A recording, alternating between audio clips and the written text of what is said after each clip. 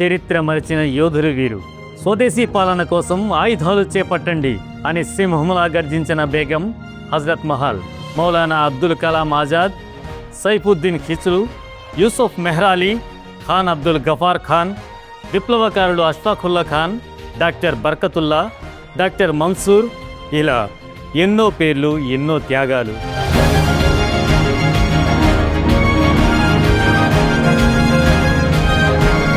దేశ ప్రజలందరికీ వర్తమానం ఛానల్ తరపున స్వాతంత్ర దినోత్సవ శుభాకాంక్షలు తెలియజేస్తూ నేటి వర్తమానం ప్రత్యేక కథనానికి స్వాగతం. రచన మొహమ్మద్ ముజాహిద్, సీనియర్ జర్నలిస్ట్.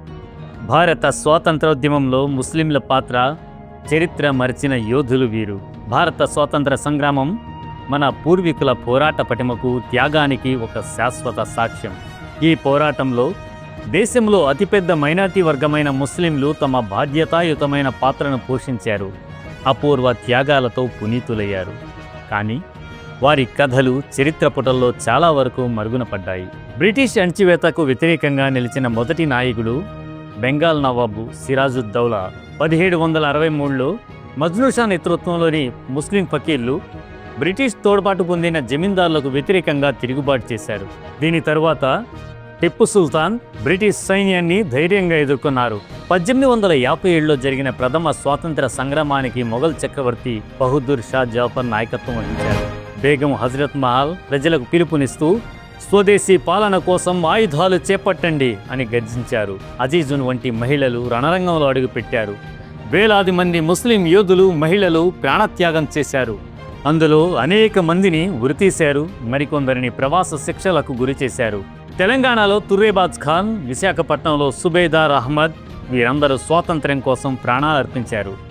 కాంగ్రెస్ తొలి దశలో బద్రుద్దీన్ తయ్యబ్జీ, రహమతుల్లా సయానీ అధ్యక్షులుగా నిలిచారు.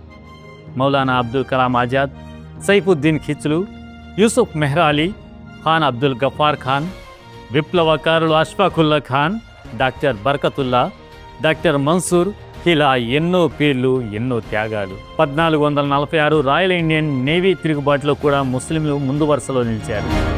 గాంధీజీ, మౌలానా ఆజాద్ ఇద్దరూ కలిసి జాతీయోద్యమానికి మార్గదర్శకత్వం వహించారు. ముస్లిం యోధుల త్యాగం భారత స్వాతంత్ర చరిత్రలో ఒక వెలుగు నక్షత్రం. కానీ చరిత్ర పుస్తకాల్లో వారికి తగిన స్థానం దక్కలేదు. అయినా వారి త్యాగగాథలు ఎప్పటికీ నిలిచిపోతాయి. మరిన్ని ఆసక్తికర కథనాలతో మళ్ళీ మీ ముందుంటాం. అంతవరకు సెలవు. ధన్యవాదాలు. జై హింద్.